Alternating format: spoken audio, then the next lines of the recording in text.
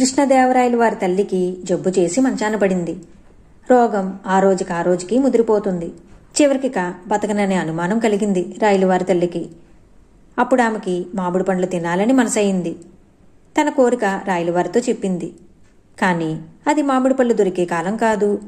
ఎలాగైనా తన తల్లి ఆఖరి కోరిక తీర్చాలని రాయలవారు బంట్రోతుల్ని మామిడి పళ్ళు తెమ్మని దేశం నలుమూలలకు పంపారు.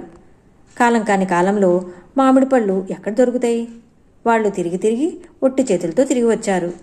వాళ్ళొచ్చేసరికి రాయలవారి తల్లి కాస్త చనిపోయింది.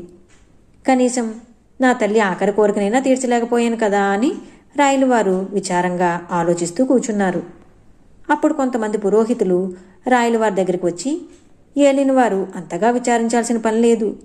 శాస్త్రాన్ని అనుసరించి తమరు 1080 బ్రాహ్మణులకు బంగారు మామిడి పళ్ళు దానం చేయవచ్చు. దానివల్ల తమ తల్లిగారి మనసులో కోరిక తీరుతుంది, ఆత్మకు శాంతి కలుగుతుంది అని సలహా ఇచ్చారు.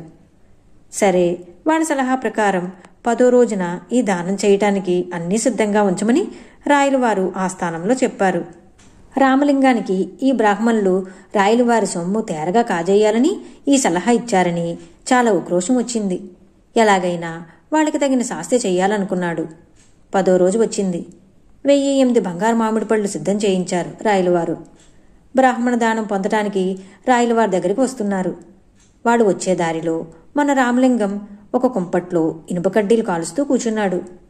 మొదటి బ్రాహ్మణుడు పోతూ ఉండగా రామలింగం పిలిచి, ఇదిగో ఇది ఒకటి వేయించుకుపోండి అన్నాడు, ఎర్రగా కాల్చిన ఇనుప కడ్డీ చూపిస్తూ. పాపం బ్రాహ్మణుడు తెల్లపోయి, ఇదెందుకు అని అడిగాడు. ఎందుకేమిటి? అక్కడ దానం పొందదలిచిన వాళ్ళందరూ ఇక్కడ ఒక్కో వాత పెట్టించుకుపోవాలి. దానం అక్కర్లేదు, వాత అక్కర్లేదు అంటే నేను చెప్పేది లేదు. కానీ వాత పెట్టించుకుపోతే కానీ మీకు మామిడి పండు దానం ఇవ్వరు. తర్వాత మీ ఇష్టం అన్నాడు. ఇది వినేసరికి బ్రాహ్మణులందరికీ చాలా ఆశ్చర్యం వేసింది. చూస్తూ వాతలు వేయించుకోవటానికి వాళ్ళకి మనసొప్పలేదు. కానీ బంగారు మామిడి పళ్ళ ఆశ వల్ల అంతా ఒక్కొక్క వాత వేయించుకుని ఆ వాతలు కనబడకుండా ఉత్తరేయాలు కప్పుకుని రాయలవారి దగ్గరికి పోయారు.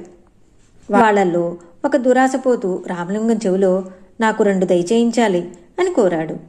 సరే, అలాగే కానివ్వు అంటూ రామలింగం ఆ బ్రాహ్మణుడికి 2 వాతలు పెట్టి పంపించాడు. అతను రాయలవారి దగ్గరికి పోయాడు. అందరితో పాటు రాయలవారు ఈ బ్రాహ్మణుడికి కూడా ఒక బంగారు మామిడి పండు ఇచ్చాడు.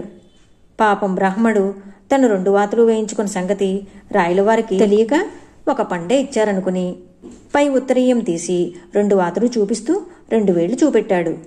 ఈ 2 వాతలేమిటి అన్నారు రాయలవారు. చిత్తం, రామలింగం గారి దయ.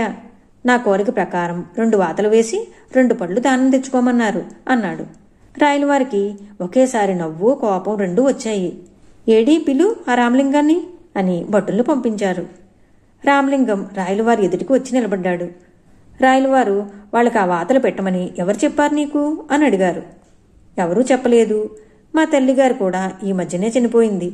ఆమె పక్షవాతంతో బాధపడుతూ చనిపోయే ముందు, నాయనా నాకు వాతలన్నా పెట్టరా, ఈ బాధ పోతుంది అని కోరింది. సరే కదా అని నేను కడ్డీలు కాల్చి తెచ్చే లోపలనే ఆమె గారు చనిపోయింది. నా తల్లి ఈ ఆఖరి కోరిక తీర్చలేకపోయినందుకు నేనెంతో విచారిస్తున్నాను. ఇంతలో ఏలిన వారి తల్లిగారు చనిపోయారు. వారి తుది కోరిక తీర్చడానికి పురోహితులు శాస్త్ర ప్రకారం ఆలోచించి గొప్ప సలహా ఇచ్చారు.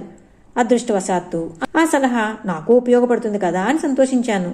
సందడిలో సందడి నేను కూడా వాతలు దానం ఇచ్చుకోవటానికి ఈ అవకాశం ఉపయోగించుకున్నాను అన్నాడు రామలింగం. రాయలవారికి బ్రాహ్మణులు తనను మోసం చేశారని తెలిసి చాలా కోపం వచ్చింది. రామలింగం తెలివికి చాలా సంతోషం కూడా కలిగింది. దానం పొందిన బ్రాహ్మణులందరి చేత వాళ్ళ పళ్ళు తిరిగి రామలింగానికి బహుమానంగా ఇప్పించారు. ఈ కథ మీకు నచ్చినట్లయితే లైక్ చేయండి, షేర్ చేయండి.